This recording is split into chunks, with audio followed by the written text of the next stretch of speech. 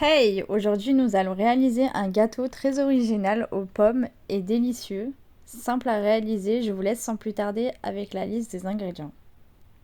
Pour réaliser ces mini tartelettes, il vous faudra une pomme entière, ainsi que 75 g de sucre semoule, 120 g de crème liquide,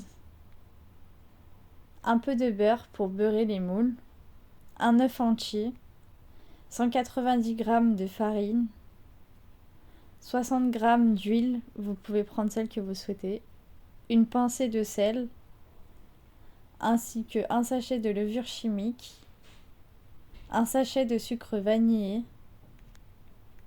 Pour commencer, nous allons couper la pomme en deux.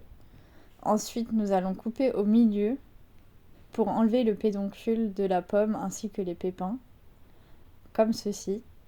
Ensuite, nous allons éplucher la pomme et faites ceci jusqu'à épuisement. Une fois vos lamelles de pommes coupées bien finement, je vous conseille d'y ajouter un petit peu de jus de citron afin qu'elles ne noircissent pas. Dans un saladier, cassez l'œuf. Ajoutez ensuite les 75 g de sucre semoule ainsi que votre sachet de sucre vanillé et mélangez le tout jusqu'à ce que votre œuf soit bien blanchi. Une fois que votre œuf est bien blanchi, ajoutez-y la pincée de sel ainsi que les 60 g d'huile et fouettez de nouveau. Ajoutez ensuite la crème liquide. Ensuite, prendre les 190 g de farine ainsi que le sachet de levure chimique et mélanger le tout.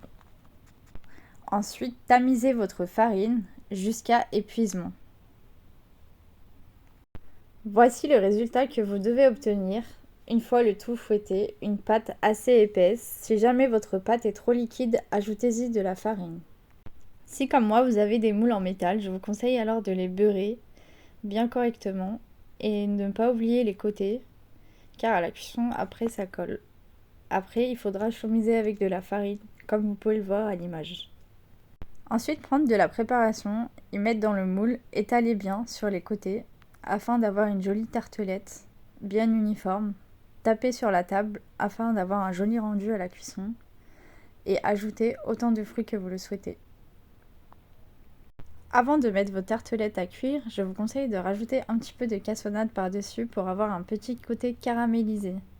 Pour la cuisson, ce sera 20 minutes à 180 degrés. Il faudra bien surveiller une fois votre pâte dorée, tout est bon. Le résultat, c'est que vous obtenez des tartelettes croustillantes et fondantes à l'intérieur avec un petit côté fruité. Moi, j'adore. Pour effectuer le nappage, il vous faudra 2 cuillères à soupe de confiture d'abricot et 1 cuillère à soupe d'eau laissée à ébullition. Une fois votre nappage tiède, il vous faudra badigeonner vos tartelettes, comme ceci. N'oubliez pas les côtés. Voici le résultat, vous obtenez de magnifiques tartelettes, bien croustillantes et moelleuses à l'intérieur, avec ce petit côté fruité, sucré.